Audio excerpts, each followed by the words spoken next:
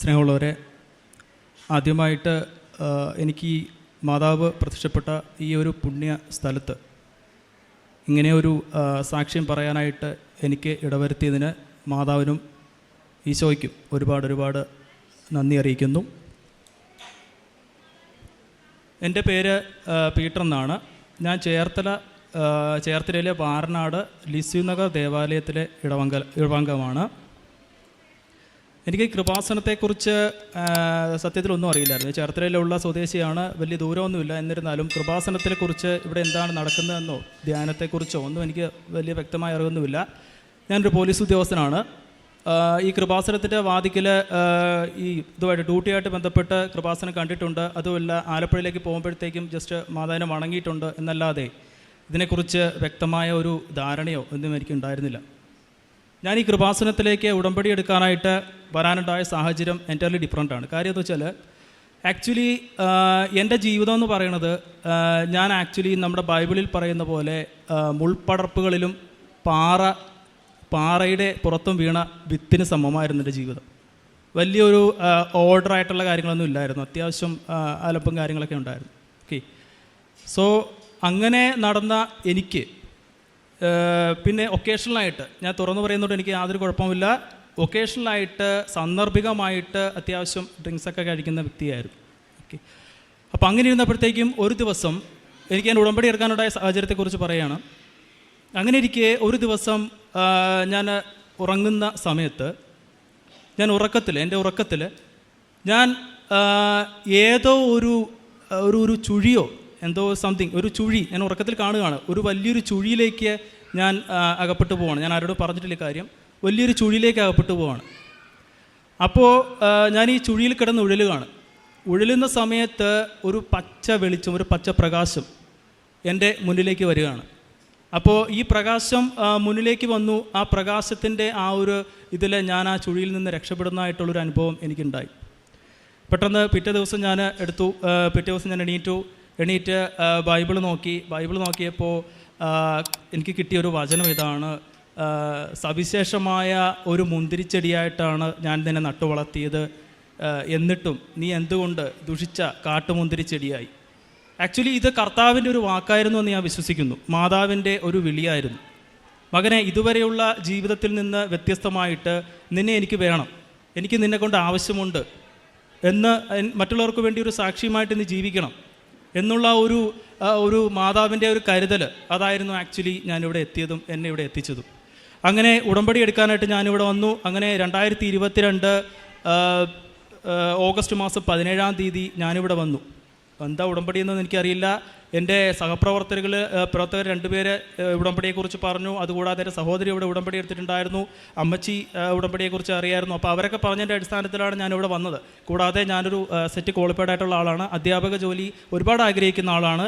അതുകൊണ്ട് തന്നെ പോലീസ് ജോലിയിൽ നിന്നൊരു മാറ്റം കിട്ടണമെന്നും ആഗ്രഹിക്കുന്ന ഒരു വ്യക്തിയായിരുന്നു. അതുകൊണ്ട് തന്നെയാണ് പോലീസ് ജോലി നല്ല ജോലി എന്നല്ലെന്ന് പറയുന്നത്, വളരെ മഹത്തരമുള്ള ജോലിയാണ്. എന്നിരുന്നാലും ഒരു പ്രൊഫഷണൽ കോഴ്സ് പഠിച്ചുകൊണ്ട് ഒരു അധ്യാപകനാകാനുള്ളൊരു ആഗ്രഹം കൊണ്ടും ഞാൻ അങ്ങനെ നടക്കുന്ന വ്യക്തിയായിരുന്നു. അപ്പോഴാണ് എൻ്റെ സ്റ്റേഷനിലെ 2-3 ഉദ്യോഗസ്ഥരെ പറ്റി പറഞ്ഞുകൂടാ, നീ അവരൊക്കെ ഉടമ്പടി എടുത്തിട്ടുണ്ടായിരുന്നു, അവരുടെ ഭർത്താവൊക്കെ ഉടമ്പടി എടുത്തിട്ടുണ്ടായിരുന്നു. അപ്പോൾ അവർ പറഞ്ഞു, മോനെ ഒന്ന് പോയി ഉടമ്പടിയൊക്കെ എടുത്ത് നോക്ക്, മാതാവിൻ്റെ വിളി കേട്ടാലോ, നിനക്ക് ആഗ്രഹമുള്ളതല്ലേ എന്ന് പറഞ്ഞു. അപ്പോൾ അങ്ങനെ ഞാനിവിടെ വന്നു. അല്ലെ, എനിക്ക് വ്യക്തമായ പ്ലാനിംഗ് ഒന്നും ഇല്ലായിരുന്നു കേട്ടോ. അപ്പോൾ അങ്ങനെ വന്നിട്ട് ഇവിടെ വന്ന് കയറിയപ്പോഴേ എൻ്റെ പ്രിയമുള്ളവരെ, എൻ്റെ സിറ്റുവേഷൻ ആകെ മാറി. കാര്യം എന്ന് വെച്ച് കഴിഞ്ഞാൽ, നട്ടുച്ച നേരത്ത് ബൈക്കിലാണ് ഞാനിവിടെ വന്നത്. ഇവിടെ വന്ന് ഈ കൃപാസനത്തിൻ്റെ അകത്തേക്ക് പ്രവേശിച്ചപ്പോൾ നമ്മൾ ഫ്രിഡ്ജിൽ നിന്നൊക്കെ നല്ല കൂളായിട്ടിരിക്കുന്ന, നല്ല തണുത്തിരിക്കുന്ന ഫ്രിഡ്ജ് തുറക്കുമ്പോൾ ഒരു ഫീൽ നമുക്ക് വരും. പെട്ടെന്നൊരു തണുപ്പ് നമ്മുടെ ഉള്ളിലേക്ക് അടിക്കുന്ന ഒരു ഫീൽ. എനിക്ക് അങ്ങനെ ഒരു ഫീൽ ഉണ്ടായി ഇവിടെ വന്നപ്പോൾ അങ്ങനെ ഒരു നല്ല ചൂട് അറ്റ്മോസ്ഫിയറിൽ വന്നിട്ട് ഇവിടെ വന്നപ്പോൾ ഒരു തണുപ്പ് എൻ്റെ ഉള്ളിലേക്ക് ഫീൽ ചെയ്യാൻ. അങ്ങനെ ഞാൻ മുകളിൽ പോയി ഉടമ്പടി, അവിടുത്തെ അതിൻ്റെ കൗൺസിലിംഗ് കേട്ടു, ഉടമ്പടിയെക്കുറിച്ചുള്ള കാര്യങ്ങളെല്ലാം കേട്ടു. അങ്ങനെ ഉടമ്പടി എടുത്തപ്പോഴും ഞാൻ ആദ്യം വെച്ചത് എൻ്റെ പേഴ്സണൽ കാര്യമല്ല. ഞാൻ വെച്ചൊരു കാര്യം എന്ന് വെച്ചാൽ, എല്ലാവരും അവരവരുടെ ആവശ്യങ്ങളാണ്, ഞാനും എൻ്റെ ആവശ്യമാണ് വെച്ചത്. പക്ഷേ ഞാൻ വെച്ചൊരു ആവശ്യം എന്ന് പറയുന്നത്, കർത്താവേ, ഇതുവരെയുള്ള എൻ്റെ ജീവിതത്തിൽ നിന്ന് എനിക്കൊരു മാറ്റം വേണം.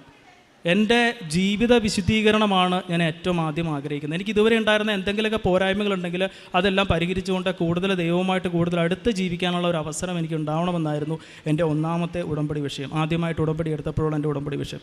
കർത്താവിൻ്റെ കാരുണ്യം എന്ന് പറയട്ടെ എൻ്റെ പ്രിയമുള്ളവരെ, അന്ന് അതിന് മുൻപ് വരെ എനിക്കുണ്ടായിരുന്ന ഒരു ശീലമെന്ന് ഞാൻ പറഞ്ഞില്ലേ, ഒക്കേഷണലി വല്ലപ്പോഴും കൂടി കഴിച്ചിട്ടിരുന്ന സ്വഭാവം. ഇതിപ്പോൾ 2.5 വർഷമായി ഇതേവരെ ഞാൻ ആ കാര്യത്തെക്കുറിച്ച് ചിന്തിക്കുന്നില്ല. അത് പാടെ എൻ്റെ ജീവിതത്തിൽ നിന്ന് അത് ഒഴിവായി പോയെന്ന് തന്നെ പറയാം. പിന്നെ ഉടമ്പടിയുമായിട്ട് ഞാൻ മുന്നോട്ട് പോയി. അങ്ങനെ ഉടമ്പടിയായിട്ട് മുന്നോട്ട് പോയി. അങ്ങനെ കുറേ അങ്ങനെ പോയി. പിന്നെ കൃപാസനം ഇവിടെ നിന്ന് കിട്ടുന്ന പത്രങ്ങൾ വാങ്ങിക്കും. പ്രധാന പ്രവർത്തന മേഖല ഹോസ്പിറ്റൽസാണ്. വണ്ടാനം ആശുപത്രിയിൽ അവിടെയൊക്കെ നിന്ന് പത്രം കൊടുക്കും. പിന്നെ എനിക്ക് തോന്നുന്ന സ്ഥലത്തൊക്കെ ഞാൻ പത്രം കൊടുക്കും. തോന്നുന്ന സ്ഥലത്തൊക്കെ പത്രം കൊടുക്കുമെന്ന് വെച്ചാൽ വഴി ഒരിക്കലും ബൈക്ക് നൈറ്റൊക്കെ കയറിയിട്ട് നൈറ്റ് ഇറങ്ങി നേരെ ഒറ്റ വിടലങ്ങ് വിട്ടിട്ട് എല്ലായിടത്തും കാണുന്നവർക്കൊക്കെ പത്രം കൊടുക്കും. ചിലവരൊക്കെ അവജ്ഞയോട് കൂടി പോകും. ഞാൻ അവരെയൊക്കെ നോക്കി ഒരു ചെറു പുഞ്ചിരിയോടെ പുഞ്ചിരിക്കും. ഇത് സാരമില്ല എന്നുള്ളൊരു മട്ടിൽ ഞാൻ പുഞ്ചിരിക്കും. പിന്നെ ജോസഫ് അച്ഛൻ്റെ ധ്യാനം ഞാൻ കേൾക്കാറുണ്ട്. എല്ലാ ചൊവ്വാഴ്ചയും ധ്യാനം കേൾക്കാറുണ്ട്. അച്ഛൻ പറയാറുണ്ട്, ഇവിടെ വന്ന് ഉടമ്പടി എടുത്തവർ, തീർത്ഥാടന ഉടമ്പടി എടുത്തവർ ഇവിടെ വന്ന് ഉടമ്പടി കൂടുന്നതിനേക്കാൾ നല്ലത് ഓൺലൈനായിട്ട് ഉടമ്പടി കൂടുക എന്ന് പറയുന്നുണ്ട്. അപ്പോൾ അതുകൊണ്ട് തന്നെ ചൊവ്വാഴ്ചത്തെ ധ്യാനം ഞാൻ ബുധനാഴ്ചയോ അല്ലെ വ്യാഴാഴ്ച കൊണ്ടോ കണ്ടു തീർക്കും. അപ്പോൾ അതിൽ അച്ഛൻ പറഞ്ഞൊരു കാര്യം എന്ന് പറയുന്നത്, ഉടമ്പടി എടുത്തവർക്ക് ആദ്യമായിട്ട് അനുഭവവേദ്യമാകുന്നത് മാതാവിൻ്റെ സാന്നിധ്യമാണ്, അല്ലെ ദൈവത്തിൻ്റെ സാന്നിധ്യമാണ് എന്നൊരു വാക്കുണ്ട്. അപ്പോൾ അങ്ങനെ ഒരു കാര്യം എൻ്റെ മനസ്സിലിങ്ങനെ ഒരുപാട് ആഗ്രഹിച്ച് നടന്നു. അപ്പോൾ ഞാൻ വിചാരിച്ചു, മാതാവേ, അന്ന് ആ പ്രകാശമായിട്ട് വന്നതും അതോടൊപ്പം തന്നെ ഇവിടെ തണുപ്പായിട്ട് വന്നതും നീ തന്നെയാണല്ലോ. അപ്പോൾ ഇത് കൂടുതൽ വ്യക്തമായിട്ട് അറിയാനായിട്ട് എന്താണൊരു വഴി എന്ന് ഞാൻ ചിന്തിച്ചു. അങ്ങനെ വന്നപ്പോഴാണ് 2022 എൻ്റെ ഇടവകാംഗം ഒരാളിവിടെ മുൻപിലിരിപ്പുണ്ട്, കുട്ടിക്കറിയാം. 2022 ഞങ്ങളുടെ ഇടവകയിൽ 350-400 ഇടയിൽ അംഗങ്ങളേ ഉള്ളൂ, കുടുംബങ്ങളേ ഉള്ളൂ. അപ്പോൾ 2022 ഞങ്ങളുടെ ഇടവകയിലെ കൊന്ത ആചരണം എന്ന് പറയുന്നത്, എല്ലാവരും പള്ളിയിലാണ് കൊന്ത കൂടുക. ഞങ്ങൾക്ക് അന്നൊരു ചടങ്ങുണ്ടായിരുന്നു, വീടുകളിൽ കൊന്ത. അതായത് ഇടവകാംഗങ്ങൾ എല്ലാവരും, ഇടവക ജനങ്ങൾ മുഴുവൻ വീടുകളിൽ വരിക. എന്നിട്ട് ഒരു ദിവസം മാതാവിനെ അവരുടെ വീട്ടിൽ കൊണ്ടുവെക്കും. എന്നിട്ട് ഇടവകാംഗങ്ങൾ എല്ലാവരും ഒരു ദിവസം ആ വീട്ടിൽ വന്ന് കൊന്ത ചൊല്ലുന്നു. എന്നിട്ട് പിറ്റേ ദിവസം മാതാവിനെ വളരെ ആഘോഷപൂർവ്വമായിട്ട് അടുത്ത യൂണിറ്റിലേക്ക് കൊണ്ടുപോവുക. അപ്പോൾ ഒരു യൂണിറ്റിൽ നിന്ന് ഞങ്ങളുടെ വീട്ടിൽ വരുന്നു, ഞങ്ങളുടെ യൂണിറ്റിൽ നിന്ന് അപ്പുറത്തെ വീട്ടിലേക്ക് പോകുന്നു. അപ്പോൾ ഞാൻ ഒരു കാര്യം പറയട്ടെ, നമ്മുടെ ഉടമ്പടി എടുക്കുന്നവർക്ക് ഏറ്റവും ആദ്യം ഉണ്ടാകുന്നൊരു കാര്യം സാന്നിധ്യമാണെന്ന് പറഞ്ഞില്ലേ, എനിക്കും അങ്ങനെ ഒരു അനുഗ്രഹം ഉണ്ടായി. ഞങ്ങളുടെ ഇടവകയിലെ 400-ലേറെ വീടുകളിൽ നിന്ന് 16 വീടുകളെ സെലക്ട് ചെയ്തു. അതിലൊരു വീട് ഞങ്ങളുടെ വീടായിരുന്നു. അങ്ങനെ മാതാവ് ഒരു ദിവസം മുഴുവൻ ഞങ്ങളുടെ വീട്ടിൽ വന്നുവെന്ന് മാത്രമല്ല, ഇടവക അംഗങ്ങളെ മുഴുവൻ ഞങ്ങളുടെ വീട്ടിലേക്ക് കൊണ്ടുവരികയും ചെയ്തു. അങ്ങനെ വളരെ മനോഹരമായിട്ട് ആ കൊന്തയാചരണം നടന്നു. കൊന്തയാചരണത്തിൻ്റെ ഇടയിൽ സംഭവിച്ച ഒരു അത്ഭുതമുണ്ട്. അതായത് ആ സാഹചര്യങ്ങളിൽ ഇരട്ട ന്യൂനമർദ്ദം പ്രഖ്യാപിച്ചിരുന്നൊരു സമയമാണ്. ആലോചിച്ച് നോക്കണം, ഞാനൊരു പോലീസ് ഉദ്യോഗസ്ഥനാണ്, ലീവ് കിട്ടാൻ സാധ്യതയില്ല. അപ്പോൾ ഞാൻ പറഞ്ഞു, മാതാവിനോട് പ്രാർത്ഥിച്ചു, മാതാവേ, ഞാൻ ഒരുപാട് ആഗ്രഹിക്കുന്നുണ്ട് മാതാവിൻ്റെ ഈ ചടങ്ങൊന്ന് മനോഹരമായിട്ട് നടത്താനായിട്ട്, അപ്പോൾ എനിക്കൊന്നുള്ള അവസരം ഉണ്ടാവണം എന്ന് പറഞ്ഞു. അപ്പോൾ പ്രാർത്ഥിച്ചു.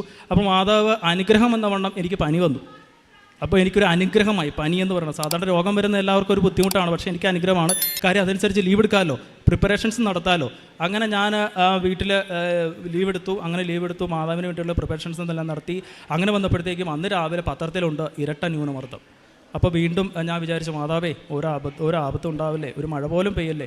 അപ്പോൾ അങ്ങനെ വന്നപ്പോഴത്തേക്കും അന്ന് വൈകുന്നേരമായപ്പോൾ മറ്റു യൂണിറ്റിൽ നിന്ന് നമ്മുടെ യൂണിറ്റിലേക്ക് വരേണ്ട ഒരു സാഹചര്യം ഉണ്ടായി. ആ സാഹചര്യത്തിൽ നോക്കിയപ്പോൾ ഷവറിൽ നിന്ന് വെള്ളം ഒഴുകുന്ന പോലെ പകുതിക്ക് തുള്ളിയായിട്ട് മുകളിൽ നിന്ന് താഴേക്ക് വെള്ളം ഒഴുകുകയാണ്. ഒരു ഏതാനും നിമിഷങ്ങൾക്കും 4ാമത്തെ കൊന്ത ചൊല്ലിക്കൊണ്ടിരിക്കുകയാണ്. 5ാമത്തെ കൊന്ത അതിനുശേഷം ലുത്തിനിയ പ്രദർശനമായിട്ടാണ് നടത്തുന്നത്. അപ്പം അങ്ങനെ വന്നപ്പോഴത്തേക്കും പെട്ടെന്ന് മഴ. ഞാൻ വിചാരിച്ചു, മാതാവേ, ഈ ഒരു നിമിഷത്തിന് വേണ്ടി കുറേ ദിവസം ലീവ് എടുത്ത് ഞാൻ കാത്തിരിക്കുകയാണ് മാതാവേ. അപ്പോൾ എനിക്ക് ഒരിക്കലും ഇങ്ങനെ ഒരു അവസരം ഉണ്ടാവരുത്, മഴ ഉണ്ടാവരുത്. അത്ഭുതം എന്ന് പറയട്ടെ. എന്നിട്ട് ഞാൻ ആ വിശ്വാസ പ്രമാണം ചൊല്ലി നമ്മൾ ഷവർ സ്റ്റോപ്പ് ചെയ്യുന്ന പോലെ, ആക്ച്വലി ഷവർ നമ്മൾ ഓപ്പൺ ചെയ്തിട്ട് സ്റ്റോപ്പ് ചെയ്യുന്ന പോലെ പെട്ടെന്ന് മഴയങ്ങ് നിന്നു. അപ്പോൾ ഇതിലൂടെ ഞാൻ പറയാൻ ആഗ്രഹിക്കുന്ന ഒരു കാര്യം എന്ന് പറയുന്നത് വിശ്വാസ പ്രമാണത്തിൻ്റെ ശക്തിയെക്കുറിച്ചാണ്. വിശ്വാസ പ്രമാണം നമ്മൾ മനസ്സുറച്ച് ഏത് ദുരിത സാഹചര്യത്തിൽ നമ്മൾ പ്രാർത്ഥിച്ചാലും ദൈവം നമ്മോടൊപ്പം കൂടെ ഉണ്ടാവും എന്നുള്ള കാര്യത്തിൽ 100% ഉറപ്പാണ്. അപ്പോൾ ഉടമ്പടി എടുക്കുമ്പോൾ നമുക്ക് സാന്നിധ്യം ഉണ്ടാവും. പിന്നെ വിശ്വാസ പ്രമാണത്തിൻ്റെ അത്ഭുത ശക്തി. പിന്നെ എനിക്ക് പറയാനുള്ള മറ്റൊരു കാര്യം എന്ന് വെച്ചാൽ, 4 ദിവസം മുൻപ്, ഈ കഴിഞ്ഞ 4 ദിവസം മുൻപ് എൻ്റെ മോൾക്ക് ഉണ്ടായ ഒരു അത്ഭുത രോഗശാന്തിയെക്കുറിച്ചാണ് ഞാൻ നിങ്ങളോട് പറയാൻ ആഗ്രഹിക്കുന്നത്. അതായത് എൻ്റെ മോളുടെ അസുഖം എന്ന് പറയുന്നത് കവാസാക്കി ഡിസീസ് വിത്ത് ഡയലേറ്റഡ് കൊറോണറീസ് എന്ന് പറയും. ഇവിടെ മെഡിക്കൽ ഫീൽഡിലുള്ളവർക്കൊക്കെ അറിയാം എന്താണ് കവാസാക്കി ഡിസീസ് എന്ന് പറഞ്ഞാൽ. ആക്ച്വലി നമ്മുടെ ഹൃദയ വാൽവിൻ്റെ പ്രവർത്തനമായിട്ട് ബന്ധപ്പെട്ട ഒരു അസുഖമാണ് കവാസാക്കി ഡിസീസ് എന്ന് പറയുന്നത്. ആക്ച്വലി ഇത് നമ്മുടെ ഇന്ത്യയിൽ തന്നെ 1000, നെറ്റിലൊക്കെ നോക്കി അറിയാം, ഇന്ത്യയിൽ തന്നെ 1000-100 കുട്ടികൾക്ക് മാത്രമേ ഈ അസുഖം വരാറുള്ളൂ. റിസ്ക് ഫാക്ടേഴ്സ് ഒരുപാട് റിസ്ക് ഫാക്ടേഴ്സ് ഉള്ളൊരു അസുഖമാണ് ഈ കവാസാക്കി ഡിസീസ് എന്ന് വെച്ചാൽ. ഓക്കെ, അപ്പോൾ അങ്ങനെ വന്നപ്പോഴത്തേക്കും എന്താ ഈ സാഹചര്യം, ഇത് കണ്ടുപിടിക്കാനുള്ള സാഹചര്യം എന്ന് വെച്ചാൽ അതും ഒരു അത്ഭുതമാണ്. കാര്യം എന്ന് വെച്ച് കഴിഞ്ഞാൽ എൻ്റെ കുഞ്ഞിന് പനി മാറുന്നില്ല. പല ഹോസ്പിറ്റൽസും ഞാൻ മാറി കാണിച്ചു. ഞങ്ങൾ ഒരുപാട് ഹോസ്പിറ്റൽസ് കൊണ്ടുപോയി. ഈ ലാസ്റ്റ് പോയ ഹോസ്പിറ്റൽ എന്ന് പറഞ്ഞാൽ തിരുവല്ലയിലെ ബിലിവേഴ്സ് എന്ന് പറഞ്ഞൊരു ഹോസ്പിറ്റലുണ്ട്, അവിടെയായിരുന്നു കാണിച്ചത്. അതിനു മുൻപ് ഏകദേശം ഒരു 4-5 ഹോസ്പിറ്റൽസോളം ഞങ്ങൾ കുഞ്ഞിനെ കൊണ്ടുപോയി. എന്നിട്ടും ഒരു സ്ഥലത്തും അവൾക്കൊരു രോഗശാന്തി കിട്ടുന്നില്ല. അവൾ പല എന്താ പറയുക, ഡിസ്ചാർജ് ചെയ്യുന്നു, 3 ദിവസം കഴിയുമ്പോൾ വീണ്ടും അസുഖം വരുന്നു, അങ്ങനെ വന്നു. അപ്പം ഞാൻ മാതാവിനോട് ശക്തമായിട്ട് പ്രാർത്ഥിച്ചു, മാതാവേ, ഞാൻ ഉടമ്പടി എടുത്തിട്ടുള്ള ആളല്ലേ, എൻ്റെ മോൾക്ക് ഇങ്ങനെ ഒരു അസുഖം വന്നല്ലോ, അപ്പം ആൾക്കാർ ചോദിക്കില്ലേ, ഉടമ്പടി എടുത്തിട്ടുള്ള വ്യക്തിയല്ലേ, നിനക്കെന്താ ഇത്ര ദുരിതങ്ങളൊക്കെ വരിക, നിൻ്റെ കുഞ്ഞിനെന്താ ഇത്ര ദുരിതങ്ങൾ വരിക എന്നുള്ള ഒരു ചോദ്യം മറ്റുള്ളവരിൽ നിന്നുണ്ടാവില്ലേ, സോ ഇതൊന്ന് മാറ്റി തന്നൂടെ എന്ന് ഞാൻ ശക്തമായിട്ട് മാതാവിനോട് പ്രാർത്ഥിച്ചു. അപ്പോൾ ഞാൻ ബൈബിൾ തുറന്നപ്പോൾ സങ്കീർത്തനങ്ങളിലാണ് ഒരു വാക്യം കണ്ടു. അതായത് ദുരിതങ്ങൾ നല്ലതാണ്, ദുരിതങ്ങൾ വരുന്നത് നല്ലതാണ്, കർത്താവിൻ്റെ ചട്ടങ്ങളെ കൂടുതൽ പഠിക്കാൻ പറ്റും എന്നുള്ളൊരു കാര്യത്തെക്കുറിച്ചാണ് അവിടെ എനിക്ക് കിട്ടിയത്. അത് ആക്ച്വലി ദൈവത്തിൻ്റെ ഒരു അറിയിപ്പായിരുന്നു. അവിടെ ഈ ദുരിതം നിന്നെ മാറ്റിയെടുക്കും, നിനക്ക് മാറ്റിത്തരും, നീ മാതാവിൻ്റെ ഒരു സാക്ഷ്യമായിട്ട് മാറും. അതിനു വേണ്ടിയിട്ടാണ് നിൻ്റെ കുട്ടിക്ക് എങ്ങനെ ഒരു അസുഖം വന്നതെന്ന് മാതാവ് എന്നോട് മനസ്സിൽ പറയുന്ന പോലെ എനിക്ക് തോന്നി. ഓക്കെ, അങ്ങനെ ഞങ്ങൾ തിരുവല്ല ഇവിടെ ബിലിവേഴ്സിൻ്റെ ഹോസ്പിറ്റലിൽ അഡ്മിറ്റ് ചെയ്തു. അപ്പോൾ ഡോക്ടേഴ്സ് പറഞ്ഞു ഇതൊരു റിസ്ക് ഡിസീസാണ്, നിങ്ങൾ ഇമ്മ്യൂണോ ഗ്ലോബലിൻ എന്ന് പറഞ്ഞിട്ട് മെഡിസിൻ ചെയ്യണം. ആ മെഡിസിൻ ഒരു ബോട്ടിലിന് 20,000 രൂപയാണ്. അങ്ങനെ 3 ബോട്ടിൽ കയറ്റണം, 3.5 ബോട്ടിൽ കയറ്റണം, 70,000 രൂപ മെഡിസിൻ തന്നെ കുട്ടിക്ക് ശരീരത്തിൽ കയറ്റണമെന്ന് പറഞ്ഞു. ഞാൻ പറഞ്ഞു ഓക്കെ, നിങ്ങൾ ഡോക്ടേഴ്സ് ഞാൻ വൈഫിനോട് പറഞ്ഞു ഡോക്ടേഴ്സ് ചെയ്യാനുള്ളതൊക്കെ ചെയ്തിട്ടെ, പക്ഷേ ഡോക്ടേഴ്സിനോട് ഞാൻ പ്രാർത്ഥിച്ചിട്ട് കാര്യം, അത് ഉറപ്പായിട്ടും നടക്കും, ആ അത്ഭുതം ഇവിടെ ഉണ്ടാകുമെന്ന് പറഞ്ഞു. ഞാൻ വന്ന് സാക്ഷ്യം പറയുമെന്ന് പറഞ്ഞു. അങ്ങനെ ഡോക്ടേഴ്സ് ഈ ഇമ്മ്യൂണോ ഗ്ലോബിൻ എന്ന് പറഞ്ഞ മെഡിസിൻ കൊടുത്തു. അങ്ങനെ മോൾക്ക് 3 ബോട്ടിൽ കയറ്റി കഴിഞ്ഞപ്പോഴത്തേക്കും ഡോക്ടേഴ്സ് ആപ്പാടെ നിരാശയിലാണ്, ഡോക്ടേഴ്സ് മൊത്തം നിരാശയിലാണ്. അപ്പോൾ വൈഫ് ചോദിച്ചു, എന്താ ഡോക്ടറെ, ഇപ്പം ഇവൾക്ക് 105 ഡിഗ്രി പനിയെന്ന് കുറയുന്നില്ല, കുട്ടിക്ക് 105 ഡിഗ്രി പനിയെന്ന് കുറയുന്നില്ല, ഇനി 105 ഡിഗ്രി പനി കണ്ടിന്യൂ ചെയ്തിട്ടുണ്ടെങ്കിൽ ഫിക്സ് ആവും, അങ്ങനെ കുട്ടിയുടെ ജീവൻ തന്നെ അപകടത്തിലാവും. പിന്നെ കൂടാതെ ഹാർട്ടിൻ്റെ പമ്പിങ് വളരെ സ്ലോയിലാണ് നടക്കുന്നത്, അതും ഭയങ്കര പ്രശ്നമാണ്. കുഞ്ഞിൻ്റെ കാല് വലിഞ്ഞു മുറുകാൻ തുടങ്ങി, ഞരമ്പുകൾ വലിഞ്ഞു മുറുകാൻ തുടങ്ങി, അവൾ അകപ്പാടെ തളർന്നു കിടക്കുന്ന അവസ്ഥയാണ്. അപ്പോൾ അങ്ങനെ വന്നപ്പോഴത്തേക്കും എല്ലാവർക്കും പേടിയായി. ഡോക്ടേഴ്സ് ഉൾപ്പെടെ വന്നിട്ട് പറയുകയാണ്, എന്താ ഞങ്ങൾക്ക് ഇവിടെ സംഭവിക്കുന്നതെന്ന് അറിയില്ല, ഞങ്ങൾക്ക് ഇനി ഒന്നും ചെയ്യാനില്ല, എല്ലാവരും ഒന്ന് ശ്രദ്ധിച്ച് കേൾക്കുക, ഞങ്ങൾക്കിനി ഒന്നും ചെയ്യാനില്ല. ഡോക്ടേഴ്സ് പറഞ്ഞാണ് ഞങ്ങൾക്കിനി ഒന്നും ചെയ്യാനില്ല, ഇനി അത്ഭുതങ്ങൾ നടക്കട്ടെ. എവിടെ ചെന്നാലും ഏത് ഹോസ്പിറ്റലിൽ നിങ്ങൾ കൊണ്ടുപോയാലും ശരി, ഫസ്റ്റ് എയ്ഡ് എന്ന് പറയുന്നത് ഈ ട്രീറ്റ്മെൻറ്റ് മാത്രമാണ്, അല്ലാതെ വേറെ ഒന്നും ചെയ്യാനില്ല ഇതിനകത്ത്. ഓക്കെ, ഈ ഒരു സിറ്റുവേഷനിൽ സത്യം പറഞ്ഞ പ്രിയമുള്ളവരെ, ഉടമ്പടി എടുക്കാത്തൊരു വ്യക്തി, ഒരു നോർമലായിട്ടുള്ള ഒരു ഫാദർ ആണെന്നുണ്ടെങ്കിൽ, ഒരു അച്ഛനാണെന്നുണ്ടെങ്കിൽ ഉറപ്പായിട്ടും തളർന്നു പോകും. അല്ലെങ്കിൽ ഉറപ്പായിട്ടും അവർ എന്താ പറയുക, സങ്കടപ്പെട്ട നിരാശയിലായി ദുഃഖത്തിൽ ദുരിതത്തിലൊക്കെ ആയിപ്പോൾ. പക്ഷേ വൈഫിന് സങ്കടമുണ്ട്, പക്ഷേ എനിക്ക് സങ്കടമില്ല. കാര്യം ഞാൻ ഉടമ്പടി എടുത്തിട്ടുണ്ട്. ഞാൻ വൈഫിന്, അവൾക്ക് ധൈര്യം കൊടുത്ത ഞാനാണ്. ഞാൻ പറഞ്ഞു, എൻ്റെ കൊച്ച നീ എന്തിനാ ഭയപ്പെടുന്നത്, നീ ധൈര്യമായിട്ടിരിക്കുക, ഒരാപത്തും വരില്ല. ഞാൻ ഉടമ്പടി തൈലെടുത്തു, അവൾക്ക് കൊടുക്കുന്ന കഞ്ഞിയിൽ, അവൾക്ക് കഞ്ഞിയൊന്നും കുടിക്കുന്നില്ല. ഞാൻ പറഞ്ഞു, മോളെ ഇച്ചിരി കഴിക്കുക എന്ന് പറഞ്ഞ് ഉടമ്പടി ഉപ്പ് അതിനകത്തിട്ട് അത് കൊടുത്തു, കഞ്ഞി കൊടുത്തു, ഉടമ്പടി തൈലം അപ്ലൈ ചെയ്തു. അങ്ങനെ കുറച്ച് ഒരു രോഗത്തോടൊരു കുറച്ച് ശമനമായപ്പോൾ എനിക്ക് മെഡിക്കൽ ലീവ് എക്സ്റ്റെൻഡ് സമയമായി. അങ്ങനെ ഞാനിങ്ങ് വീട്ടിലേക്ക് പോരുകയാണ് ചെയ്യുന്നത്. അപ്പോൾ അന്ന് രാത്രി ഞാൻ വീട്ടിൽ വന്ന് കയറിയപ്പോഴേ വൈഫ് വിളിക്കുകയാണ്, അച്ചാച്ച കുഞ്ഞ് അനങ്ങുന്നില്ല, കുഞ്ഞിന് അനക്കത്തില്ല, ഭയങ്കരമായിട്ട് കിടന്ന് അവൾക്ക് എന്താ പറയുക, എന്തൊക്കെയോ സിംറ്റംസ് കാണിക്കുന്നു, ഡോക്ടേഴ്സ് എല്ലാം ഓടി വരുന്നു, നേഴ്സുമാരെല്ലാം ഓടി വരുന്നു, എന്താ പ്രശ്നമെന്നറിയില്ല, എനിക്ക് ആപ്പാടെ പേടിയാവുന്നു, ഇതാന്നൊക്കെ പറഞ്ഞിട്ട് അവൾ വല്ലാത്ത രീതിയിൽ കിടന്ന് വിഷമിച്ചെന്നെ വിളിച്ചു. ഞാൻ പറഞ്ഞു, നോ പ്രോബ്ലം, ഒരു കുഴപ്പമില്ല, എല്ലാം മാതാവുണ്ടെന്ന് പറഞ്ഞിട്ട് ഞാൻ എന്ത് ചെയ്തു, മുറിക്കകത്ത്. അപ്പം വീട്ടുകാരോടൊന്നും ഞാനിത് പറഞ്ഞില്ല, ഞാൻ നേരെ മുറിക്കകത്ത് കയറിയിട്ട് കഥ കടച്ച്, മാതാവിൻ്റെ കൃപാസന മാതാവിൻ്റെ രൂപമുണ്ട്, പിന്നെ എനിക്ക് ജപമാല കയ്യിലുണ്ട്, മാതാവിൻ്റെ കാശ് രൂപമുണ്ട്, ഇതെല്ലാം ഞാൻ മുറുകെ പിടിച്ച് ഞാനിരുന്ന് വിശ്വാസ പ്രമാണം ചൊല്ലി കൊന്ത ചൊല്ലി പ്രാർത്ഥിച്ചു. അപ്പോൾ ഓൾറെഡി ഞാൻ കുഞ്ഞിനെ അവിടെ കൃപാസന തൈലവും ഉപ്പും അപ്ലൈ ചെയ്തിട്ടാണ് ഇങ്ങ് പോകുന്നത്. ഓക്കെ, അപ്പം ഞാൻ ഒരുപാടങ്ങനെ പ്രാർത്ഥിച്ചു പ്രിയമുള്ളവരെ, ഒരുപാട് പ്രാർത്ഥിച്ചു എന്ന് വെച്ചാൽ ഒരുപാട് പ്രാർത്ഥിച്ചു, കരഞ്ഞ് പ്രാർത്ഥിച്ചു എന്ന് തന്നെ പറയാം.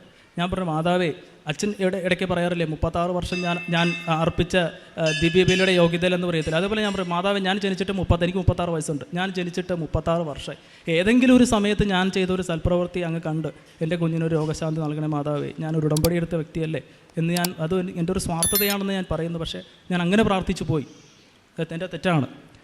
അങ്ങനെ ഞാൻ പ്രാർത്ഥിച്ച് കുറച്ച് കഴിഞ്ഞപ്പോഴത്തേക്കും എൻ്റെ വൈഫ് വിളിച്ചിട്ട് പറഞ്ഞു, അച്ചാച്ച അവൾ വല്ലാത്ത രീതി ഉറങ്ങുന്നു കേട്ടാന്ന് പറഞ്ഞു. അനക്കമൊന്നുമില്ല, കിടന്ന് ഉറങ്ങുന്നെന്ന് പറഞ്ഞു. എനിക്ക് പേടിയാവുന്നു.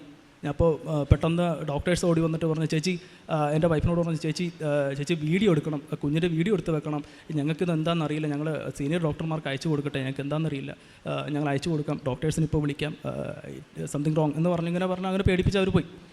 അപ്പം വീഡിയോ ഒക്കെ എടുത്തു കഴിഞ്ഞിട്ട് സീനിയർ ഡോക്ടർ വന്നിട്ട് പറഞ്ഞു, അതാണ് വാക്ക്, സംതിങ് ഹാപ്പൻഡ്. ഡോക്ടർ ഇതാണ് പറഞ്ഞത്, എന്തോ സംഭവിച്ചിട്ടുണ്ട്.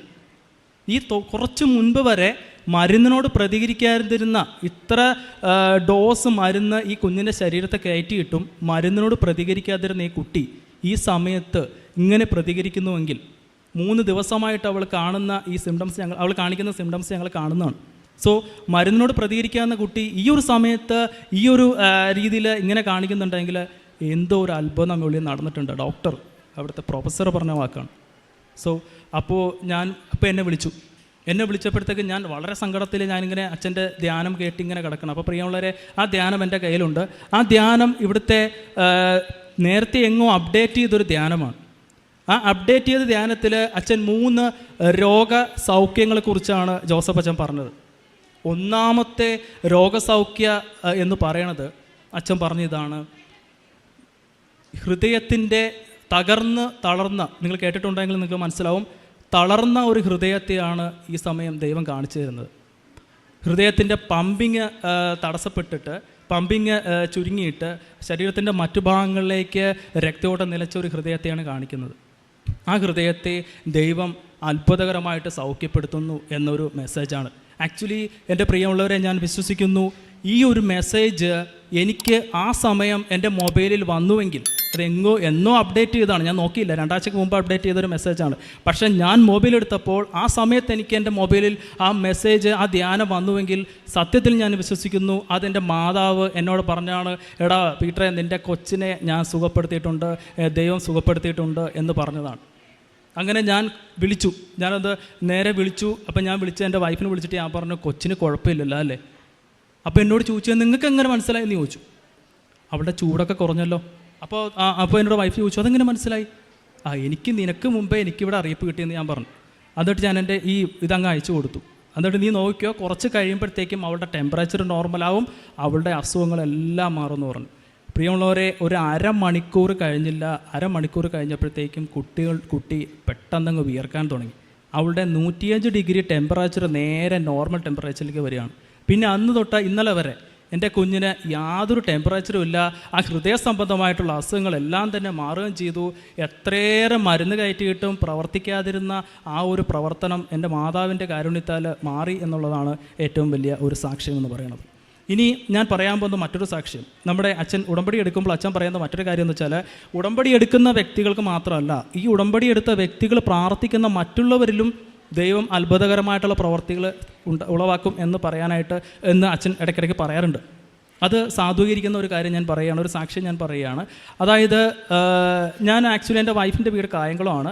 അപ്പം ഞാൻ ഇടയ്ക്ക് നൈറ്റ് ഇറങ്ങിയിട്ട് കായംകുളത്തേക്ക് എൻ്റെ വീട് ചേർത്തലയാണ്. അപ്പോൾ ഞാൻ കായംകുളത്തേക്ക് ഇങ്ങനെ യാത്രയിൽ ഇടയ്ക്ക് അവിടെ കായംകുളത്തുള്ള ഒരു ലോട്ടറി ഷോപ്പാണ്, അവർക്കൊരു ലോട്ടറി ഷോപ്പാണ്. അപ്പോൾ അവിടെ ആക്ച്വലി അതൊരു നോൺ ക്രിസ്ത്യൻ ആയിട്ടുള്ള ഒരാളാണ് കേട്ടോ, ഒരു നോൺ ക്രിസ്ത്യൻ ആയിട്ടുള്ള ഒരു സഹോദരിയാണ്. ആ സഹോദരിയുടെ കടയിൽ ഇടയ്ക്ക് ലോട്ടറിയൊക്കെ എടുത്തു. അപ്പോൾ അവർക്ക് ചേർത്തലയുമായിട്ട് നല്ലൊരു ബന്ധമുണ്ട്, നല്ല സ്നേഹമാണ് അവർക്ക്. അപ്പം അവരിവിടെ നിന്നാണ് പഠിച്ചത്. ഓക്കെ, അപ്പം അവരോട് ഞാൻ ലോട്ടറിയൊക്കെ വാങ്ങി, അങ്ങനെ എവിടെ വീടെന്നൊക്കെ ചോദിച്ചു, അങ്ങനെ ഞങ്ങൾ പരിചയപ്പെട്ടു. അങ്ങനെ ആക്ച്വലി ഞങ്ങൾ തമ്മിൽ സുഹൃത്തുക്കളായി. അപ്പോൾ ആക്ച്വലി ഇവരുടെ ഈ ഷോപ്പ് എന്ന് പറയുന്നത് ഇത് വാടക ഷോപ്പാണ്. ആക്ച്വലി ഇവർ വാടകയ്ക്ക് എടുത്താണ് ചെയ്യുന്നത്. അതുകൂടാതെ ഇവർക്ക് ഒരു വാടക വീടാണുള്ളത്. അപ്പോൾ അങ്ങനെ പോകെ ഇങ്ങനെ കുറേ നാൾ കഴിഞ്ഞപ്പോഴത്തേക്കും ഇവർക്ക് ഇവരുടെ ബിസിനസ്സൊക്കെ ഡള്ളായി കഴിഞ്ഞപ്പോഴത്തേക്കും ഇവരാകപ്പാടെ കടബാധ്യതയിലായി. ഒരു നായർ സമുദായത്തിൽ, ഒരു ഹിന്ദു സമുദായത്തിൽപ്പെട്ട ഒരു സ്ത്രീയാണ്, അപ്പം ഒരു സഹോദരിയാണ്. അപ്പം അങ്ങനെ വന്നു കഴിഞ്ഞപ്പോഴത്തേക്കും കുറേ ആയി കഴിഞ്ഞപ്പോഴത്തേക്കും ഒരു കടബാധ്യതകൾ ഒരുപാടങ്ങ് പെരുകി. അവർക്ക് ഉള്ള വീട് വെക്കേണ്ടി വന്നു, വാടക വീട് ഒഴിഞ്ഞു കൊടുക്കേണ്ടി വന്നു. അവരുടെ ലോട്ടറി ഷോപ്പ് അവർക്ക് ഒഴിഞ്ഞു കൊടുക്കേണ്ടി വന്നു. ഇതെല്ലാം ഒരാളുടെ തന്നെയായിരുന്നു. അയാൾ പറഞ്ഞു, ഇനി പെൻഡിങ് ഇട്ടിട്ട് നിങ്ങൾക്ക് ഇതേപോലെ ഒരു സ്ഥാപനം നടത്താനായിട്ടും ഒരു വീട് ഞങ്ങൾ തരില്ല, നിങ്ങൾ കുറച്ച് തുക അടയ്ക്കാം. അവർ ഞങ്ങൾ മാർഗ്ഗമില്ലെന്ന് അവർ പറഞ്ഞു. അപ്പോൾ അയാൾ പറഞ്ഞു, നാളെ രാവിലെ ഇറങ്ങിക്കോളാൻ പറഞ്ഞു. അന്ന് വൈകിട്ട് ഇവരെന്നെ വിളിക്കുകയാണ്, സാറേ വിഷം വിഷം മേടിക്കാനുള്ള ഒരു ഇതുപോലും എൻ്റെ കയ്യിലില്ല, പക്ഷേ ഒരു വിഷക്കുപ്പി ഞങ്ങളുടെ കയ്യിലുണ്ട്. നിങ്ങൾ കേൾക്കണം എല്ലാവരും, ഒരു വിഷക്കുപ്പി ഞങ്ങളുടെ കയ്യിലുണ്ട്. നാളെ സുപ്രഭാതത്തിൽ, നാളെ രാവിലെ 3 അംഗങ്ങൾ, അവരെ അപ്പൻ, മോള്, ഇവർ, ഈ സഹോദരി, ഞങ്ങൾ മരിച്ചു കിടക്കുന്നതായിരിക്കും നിങ്ങൾ കാണുന്നത്, നിങ്ങൾ കേൾക്കുന്നതെന്ന് പറയും. ജോഷുവയുടെ പുസ്തകം 3-ാം അധ്യായം 5-ാം തിരുവചനം പറയുന്നു, നിങ്ങൾ പശ്ചാത്തപിക്കുവിൻ, നാളെ നിങ്ങളുടെ ഇടയിൽ കർത്താവ് അത്ഭുതം പ്രവർത്തിക്കും. നിയമാനുഷ്ഠാനത്തിൽ ഉറച്ചു നിന്നുകൊണ്ട് ഒരു വിധിയാളനായ ഒരു ദൈവം അല്ല വഴിതെറ്റിപ്പോയത് തിരികെ വരുമ്പോൾ അതിനെ മാറോട് ചേർക്കുന്ന, ധൂർത്തപുത്രനെ മാറോട് ചേർത്തണയ്ക്കുന്ന കാരുണ്യവാനായ ദൈവം എങ്ങനെയാണ് ഉടമ്പടിയെടുത്ത് തൻ്റെ ജീവിത അവസ്ഥയിൽ നിന്നെ ഞാൻ സവിശേഷമായ ഒരു മുന്തിരിച്ചെടിയായിട്ടാണല്ലോ നട്ടത്, നീ എങ്ങനെ ദുഷിച്ച് കാട്ടുമുന്തിരിയായി തീർന്നു. ആ ഒരു തിരുവചനം തന്നിൽ അലയടിക്കുമ്പോൾ ഇവിടെ വന്ന് ഉടമ്പടി എടുക്കുന്നു. ഉടമ്പടി എടുക്കാൻ വന്നേ അന്ന് തന്നെ തനിക്ക് ഒരു ഫ്രീസറിലേക്ക് കയറുന്ന, അതായത് മഞ്ഞ് പെയ്യുന്ന ഒരു അനുഭവം, അതുപോലെ ദൈവത്തിൻ്റെ സാന്നിധ്യം നമുക്ക് അനുഭവപ്പെടുന്നത് ഏലിയ പ്രവാചകന് ചെറിയ കാറ്റായി, കുളിർ കാറ്റായി അനുഭവപ്പെട്ടു. നാം ബൈബിളിൽ വായിക്കുന്നതാണ്, അപ്പസ്തോലന്മാരുടെ മീതെ പരിശുദ്ധാത്മാവ് അഗ്നിനാളമായി ഇറങ്ങി വന്നു. അങ്ങനെ പല അനുഭവങ്ങളാണ് മനുഷ്യർക്ക് ദൈവത്തിൻ്റെ സാന്നിധ്യമായിട്ടുണ്ടാകുന്നത്. അപ്പോൾ ഈ മകന് തൻ്റെ ജീവിതത്തിൽ ദൈവം തന്നെ സ്പർശിക്കുന്നു എന്നിവിടെ വന്നപ്പോൾ തന്നെ മനസ്സിലായി. പിന്നീട് അങ്ങോട്ട് ഒരു പോലീസ് ഓഫീസറാണ് അദ്ദേഹത്തിൻ്റെ ജീവിതത്തിൽ. പിന്നീട് എങ്ങനെയൊക്കെ അദ്ദേഹം നടന്ന വഴികൾ മാറി നടക്കുവാൻ പിന്നീട് അദ്ദേഹത്തിന് എങ്ങനെ കഴിഞ്ഞു, തൻ്റെ ജീവിതത്തിൽ വന്ന മാറ്റങ്ങൾ, അതുപോലെ തൻ്റെ കുഞ്ഞിൻ്റെ രോഗസൗഖ്യം, ഇതെല്ലാം താൻ പ്രാർത്ഥിച്ചിട്ട് മറ്റുള്ളവർക്ക് കിട്ടിയ നല്ല അനുഭവങ്ങൾ, അവരുടെ ജീവിതം എങ്ങനെ പച്ചപിടിച്ചു, ഇതൊക്കെ നമ്മോട് പറയുന്നത് ഉടമ്പടി എന്താണ് എന്നുള്ളതാണ്. സമയ ചുരുക്കവും അതുപോലെ ലൈറ്റ് വെയ്റ്റിനെയും നമുക്ക് ഭാരലഘുത്വമാണ് തോന്നുക. ഭാരിച്ച ചുമടുമായിട്ട് നാം നടക്കുകയാണെങ്കിൽ, അല്ലെങ്കിൽ ഇവിടെ വന്ന് അമ്മയുടെ മധ്യസ്ഥതയിൽ നാം പിന്നെ ഉടമ്പടി എടുക്കുമ്പോൾ ജീവിതം എങ്ങനെ നമുക്ക് ഒരു തൂവൽ സ്പർശം പോലെ നമുക്ക് പിന്നീട് എങ്ങനെ തോന്നുമെന്നുള്ളതാണ്. അനുഭവമാണ് നമ്മെ ഇതൊക്കെ പറയുന്നത് ഓരോ അനുഭവം കിട്ടിയ വ്യക്തികളാണ്, അല്ലാതെ ഇവിടെ മറ്റാരുടെയോ അനുഭവങ്ങളല്ല പറയുക. തൻ്റെ ജീവിതം ഓരോ വ്യക്തികളും ഇവിടെ വന്ന് തുറന്ന് കാണിക്കുകയാണ്. അമ്മ എങ്ങനെ തങ്ങളുടെ ജീവിതത്തിൽ തങ്ങൾക്ക് അനുഭവപ്പെടുന്നു, അമ്മ എങ്ങനെയാണ്. It is not by merit but by grace, നമ്മുടെ യോഗ്യതയല്ല, കർത്താവിൻ്റെ കൃപകളാണ് എല്ലാം എന്നുള്ള രീതിയിൽ ഉടമ്പടി എടുക്കുന്നത് വഴി, കാരുണ്യ പ്രവർത്തികൾ, പ്രേക്ഷിത പ്രവർത്തനം, ഇതൊക്കെ ചെയ്യുന്നത് വഴി എങ്ങനെ ഈശോ നമ്മെ തൊടുന്നു എന്നുള്ളതാണ്. ഈശോ തൊടുന്ന അനുഭവം നമുക്കുമുണ്ട്. അത് ഒന്ന് ബോധ്യപ്പെടുവാൻ നാം സമയം ഇനിയും നമുക്കായിട്ടില്ലെങ്കിൽ നമുക്ക് അതിനു വേണ്ടി പ്രാർത്ഥിക്കാം, ഇവിടെ വന്ന് സാക്ഷ്യം പറയാമെന്ന് പ്രതിജ്ഞയെടുക്കാം, കരങ്ങളടിച്ച് ദൈവത്തെ നമുക്ക് മഹത്വപ്പെടുത്താം. ഈശോയെ നന്ദി, ഈശോയെ സ്തുതി. ഈശോ ഓർത്തോണം, തലേ ദിവസം ഉച്ചയ്ക്കാണ് വിളിക്കണേ, ഒരു വൈകുന്നേരം ടൈമിലാണ് വിളിക്കണേ. ഞാൻ പറഞ്ഞു, സഹോദരി അങ്ങനെ ഒന്നും പറയരുത്, പ്രശ്നങ്ങൾ ഇല്ലാത്തവരായിട്ട് ഈ ലോകത്ത് ആരുമില്ല, എല്ലാവർക്കും പ്രശ്നങ്ങളുണ്ട്. സഹോദരി ഒരു കാര്യം ചെയ്യും, ഞാനൊരു കാര്യം ചെയ്യാം, സഹോദരിക്ക് എൻ്റെ മാതാവിൽ വിശ്വാസം ഉണ്ടോ എന്ന് ചോദിച്ചു. എൻ്റെ മാതാവെന്നാണ് പറഞ്ഞു. എൻ്റെ മാതാവിൽ വിശ്വാസം ഉണ്ടോ എന്ന് ചോദിച്ചു. അത് കുഴപ്പമില്ല, എനിക്ക് വിശ്വാസമുണ്ട്. കാര്യം ഞാനൊരു ടീച്ചറാണ് എന്നെ അവിടെ ചേർത്തലയിൽ ഒരു ടീച്ചറാണ് എന്നെ എടുത്ത് വളർത്തിയത്. മീൻസ് അവരുടെ വീട്ടിലായിരുന്നു ഇവർ താമസിച്ചുകൊണ്ടിരുന്നത്. അപ്പോൾ ആ ടീച്ചർ ക്രിസ്ത്യാനിയായിരുന്നു. അപ്പോൾ ടീച്ചർ ഇങ്ങനെ ഒരു കൊന്തകളൊക്കെ ചൊല്ലിക്കാൻ ഞാൻ കേട്ടിട്ടുണ്ട്, ഞാനവിടെ പ്രാർത്ഥിച്ചിട്ടുണ്ട്. മാതാവിന് എനിക്ക് വിശ്വാസമെന്ന് പറഞ്ഞു. അപ്പം ഞാൻ ആ സഹോദരിയോട് പറഞ്ഞു, സഹോദരി എന്നാൽ മാതാവ് സഹോദരിയെ രക്ഷിച്ചിരിക്കും, സഹോദരിക്ക് അത്ഭുതകരമായിട്ടുള്ളൊരു മാറ്റം എൻ്റെ മാതാവ് തരുമെന്ന് പറഞ്ഞു. ഞാൻ ഒരു കാര്യം ചെയ്യാം, പ്രത്യക്ഷീകരണ പ്രാർത്ഥനയും അതോടൊപ്പം തന്നെ സായാഹ്ന പ്രാർത്ഥനയും രാവിലെ ചൊല്ലേണ്ട ഒരു പ്രാർത്ഥനയുണ്ട്, അതോടൊപ്പം തന്നെ വൈകിട്ട് സന്ധ്യപ്രാർത്ഥനയ്ക്ക് ശേഷം പ്രാർത്ഥിക്കേണ്ട ഒരു പ്രാർത്ഥനയുണ്ട്, അത് ഞാൻ സഹോദരിക്ക് അയച്ചു തരാമെന്ന് പറഞ്ഞു. ജസ്റ്റ് ഒന്ന് പ്രാർത്ഥിച്ച് നോക്ക്, അത്ഭുത ഇടപെടൽ നാളെ ഉണ്ടാവുമെന്ന് പറഞ്ഞു. അപ്പോൾ അവർ പറഞ്ഞു ശരി, ഞങ്ങൾ കുളിച്ചിട്ട് പ്രാർത്ഥിച്ചാൽ മതി എന്ന് ചോദിച്ചു. ഞാൻ പറഞ്ഞു വളരെ നല്ല കാര്യം, കുളിച്ച് ശുദ്ധമായിട്ടിരുന്ന് പ്രാർത്ഥിച്ചാൽ മതി എന്ന് പറഞ്ഞു. ഓക്കെ, അങ്ങനെ ഒരു വൈകുന്നേരം പ്രിയമുള്ളവരെ സായാഹ്ന പ്രാർത്ഥന ചൊല്ലി. ആ സായാഹ്ന പ്രാർത്ഥന അവർ കരഞ്ഞുകൊണ്ടാണ് ചൊല്ലിയത്. ഈ പിറ്റേ ദിവസം രാവിലെ അതാണ് അത്ഭുതം എന്ന് പറയുന്നത്. ടൈം ഷോർട്ടനിങ് എന്ന് പറയുന്നത് അച്ഛൻ ഇടയ്ക്ക് പറയാറുള്ള ഒരു എലമെൻറ്റാണ്. പിറ്റേ ദിവസം അതിരാവിലെ തന്നെ ഈ വാടകയുടെ ആൾ ഇവരുടെ വീട്ടിൽ ചെല്ലുകയാണ്. ഇവരുടെ വീട്ടിൽ ചെന്ന് പറഞ്ഞു, സാരമില്ല, നിങ്ങൾക്ക് ഇപ്പം നിങ്ങൾ ഒഴിയണ്ട, ഒരു 2 ദിവസം കഴിഞ്ഞിട്ട് ഒഴിഞ്ഞാൽ മതി എന്നൊരു അറിയിപ്പ് അവർക്ക് കൊടുക്കുകയാണ്. അപ്പോൾ അവർക്കൊരു ആശ്വാസം, 2 ദിവസം കൂടി കിട്ടുമല്ലോ. അപ്പോൾ ഇവരെന്നെ വിളിച്ചിട്ടുണ്ട്, സാറേ ഇങ്ങനെ ഒരു കാര്യമുണ്ട്. അപ്പം അവരിങ്ങനെ പറഞ്ഞിട്ട് ഞാൻ പറഞ്ഞു, ഇതല്ല, ഇതിന് വലിയ അത്ഭുതം ഇനി ഉണ്ടാവും എന്ന് പറഞ്ഞു. അപ്പോൾ അവർ പിറ്റേ ദിവസം രാവിലെ വെളുപ്പിനെ പ്രാർത്ഥന ചൊല്ലി. അങ്ങനെ ഉച്ചയായപ്പോൾ, പിറ്റേ ദിവസം ഉച്ചയായപ്പോഴത്തേക്കും ഇവരുടെ കൂടെ കഴിഞ്ഞ 18 വർഷമായിട്ട് ഇവരറിയില്ല, ഇവർ തമ്മിൽ കണ്ടിട്ടില്ല. 18 വർഷം മുമ്പ് ഇവർ തമ്മിൽ പരിചയം ഉണ്ടായിരുന്ന ഒരു സുഹൃത്ത്, ഈ സ്ത്രീയുടെ ഒരു സുഹൃത്ത് ഒരു കാറിൽ അവരുടെ കടയുടെ മുമ്പിലേക്ക് വരികയാണ്. അപ്പോൾ ഇവരെ തലകുനിഞ്ഞിങ്ങനെ ഇരിക്കുകയാണ്, തലകുനിഞ്ഞ് സങ്കടപ്പെട്ടിരിക്കുകയാണ്. അപ്പോൾ ഒരു കാറ് വന്ന് ഇവരുടെ മുമ്പിൽ വന്ന് നിൽക്കുന്നു. ഇവരുടെ മുമ്പിൽ വന്ന് നിന്നിട്ട് ഒരു സ്ത്രീ ഇറങ്ങി വന്നിട്ട് അപ്പോൾ ഇവർ ആളെ കാണുന്നില്ല, കുനിഞ്ഞിരിക്കുകയാണ്. ഒരു ലോട്ടറി വേണമെന്ന് പറഞ്ഞ് അവരെ മേടിക്കുന്നു. അവർ ജസ്റ്റ് അവർ എന്താ പോയ വഴിക്ക് എങ്ങാണ്ട് കയറി, അങ്ങനെ അത്രയാണോ സംതിങ്, അതെനിക്കറിയില്ല എന്താണ്. അപ്പോൾ അവർ പറഞ്ഞു, അപ്പോൾ ഇവർ നേരെ മുഖം ഉയർത്തി നോക്കിയപ്പോൾ എടി നീയോ എന്ന് ചോദിച്ചു. അപ്പോൾ അത് തിരിച്ചങ്ങോട്ട് ചോദിച്ചു, എടി നീയോ. അപ്പം അവർ തമ്മിൽ സുഹൃത്തുക്കളാണ്. കഴിഞ്ഞ 18 വർഷമായിട്ട് അവർ തമ്മിൽ കണ്ടിട്ടില്ല. അത് കൊല്ലത്തുള്ള ഒരു ആളാണ്, അവരിവിടെ ഉടമ്പടി എടുത്തിട്ടുള്ള ആളാണ്. മനസ്സിലായോ? ആ 18 വർഷമായിട്ട് കാണാത്തൊരു വ്യക്തിയെ മാതാവ് അവരുടെ മുമ്പിൽ കൊണ്ട് എത്തിച്ചു കൊടുത്തു. അവർ വിദേശത്തായിരുന്നു, ഈ സുഹൃത്ത് വിദേശത്തായിരുന്നു, അവരെ ഉടമ്പടി എടുത്തിട്ടുള്ളതാണ്, കൊല്ലത്താണ് അവരുടെ സ്വദേശം. അപ്പോൾ ചോദിച്ചു, എടി എന്താ നിങ്ങനെ സങ്കടപ്പെട്ടിരിക്കണമെന്ന് ചോദിച്ചു. അപ്പോൾ ഇവരെ കണ്ട മാത്രയിൽ ഇവരെ കെട്ടിപ്പിടിച്ച് കരയുകയാണ്. എൻ്റെ ജീവിതം ഫ്ലോപ്പായിപ്പോയി, അങ്ങനെയായിപ്പോയി, ഞാൻ കടബാധ്യതയാണ്, എനിക്ക് 2 ദിവസം കൂടെ സാവകാശം തന്നിട്ടുള്ളൂ, ഇറങ്ങിക്കൊടുക്കണമെന്ന് പറയുന്നു, ഞാൻ എന്താ ചെയ്യുക, ഞാനിനി ആത്മഹത്യ ചെയ്യാൻ തുറത്തുള്ളൂ. അപ്പം ഈ സഹോദരി എന്താ ചെയ്യുന്നതെന്ന് വെച്ചാൽ, നീ ഇതാണോ വിഷമിക്കുന്നേ, ഞാനൊരു കാര്യം ചെയ്യാം, നിനക്ക് നിൻ്റെ കടബാധ്യത മൊത്തം ഞാൻ തീർക്കാം. അപ്പം നോക്കിയപ്പോൾ അപ്പുറത്ത് വലിയൊരു ഷോപ്പ്, ഒരു ഫ്രൂട്ട്സിൻ്റെ ഒക്കെ ഒരു ഷോപ്പ്, ജ്യൂസിൻ്റെ ഒക്കെ ഒരു ഷോപ്പ്. അപ്പോൾ ഈ സഹോദരിയോട് പറഞ്ഞു, ഒരു കാര്യം ചെയ്യാം, ഞാൻ നിനക്ക് ആ ഷോപ്പ് വാങ്ങിത്തരാം, എന്നിട്ട് നമുക്ക് പാർട്ട്ണർഷിപ്പിൽ അത് നടത്താം, നിൻ്റെ കടബാധ്യതയെല്ലാം ഞാൻ തീർക്കുകയും ചെയ്യാം, നിനക്ക് ആ ഷോപ്പ് ഞാൻ വാങ്ങിത്തരാൻ ചെയ്യാം. എൻ്റെ പ്രിയമുള്ളവരെ, ഇങ്ങനെ ഒരു കാര്യമാണ് ആ സഹോദരിക്ക് എപ്പോഴോ കണ്ട ഒരു കൂട്ടുകാരി വന്ന് ചെയ്തു കൊടുത്തത്. അത് അവരുറച്ച് വിശ്വസിക്കുന്നു, ഞാനും ഉറച്ച് വിശ്വസിക്കുന്നു, അത് മാതാവിൻ്റെ അത്ഭുത ഇടപെടലാണ്. ആ സഹോദരി ഇവിടെ ഈ പ്ലാറ്റ്ഫോമിൽ വന്നിട്ട്, നമ്മുടെ മാതാവ് പ്രത്യക്ഷപ്പെട്ട ഈ സ്ഥലത്ത് വന്നിട്ട് ഇവിടെ വന്ന് സാക്ഷ്യം പറയുമെന്നാണ് എന്നോട് പറഞ്ഞിരിക്കുന്നത്. ഒരിക്കൽ അവരുടെ സാക്ഷ്യം നിങ്ങൾക്ക് കേൾക്കാനായിട്ട് സാധിക്കും. പിന്നെ ഇത് കൂടാതെ കുറേയേറെ അനുഗ്രഹങ്ങൾ മാതാവ് ഉടമ്പടി എടുത്ത് അതിൻ്റെ ഫലമായിട്ട് എനിക്ക് ഒരുപാട് അനുഗ്രഹങ്ങൾ നൽകിയിട്ടുണ്ട്. ഇതൊന്നും പറയാനായിട്ട് സമയം തികയാത്തതുകൊണ്ടും ഞാൻ വൈൻഡപ്പ് ചെയ്യുകയാണ്, ഞാൻ നിർത്തുകയാണ്.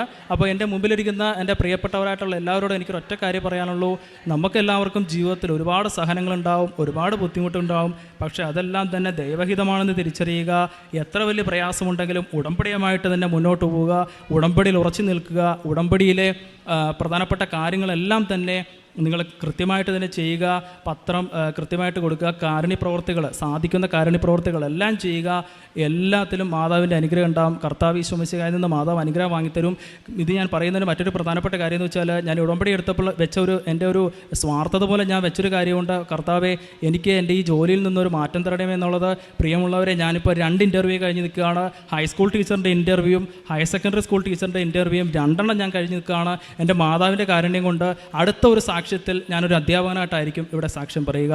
അപ്പോൾ എനിക്ക് നൽകിയ ഈ അനുഗ്രഹങ്ങൾക്കെല്ലാം തന്നെ ഈശോയ്ക്കും മാതാവിനും ഒരുപാട് നന്ദി പറഞ്ഞുകൊണ്ട് എല്ലാവർക്കും മാതാവ് അവരവരുടെ ആവശ്യങ്ങൾ സാധിച്ചു തരട്ടെ എന്ന് പ്രാർത്ഥിച്ചുകൊണ്ട് ഞാൻ നിർത്തുന്നു.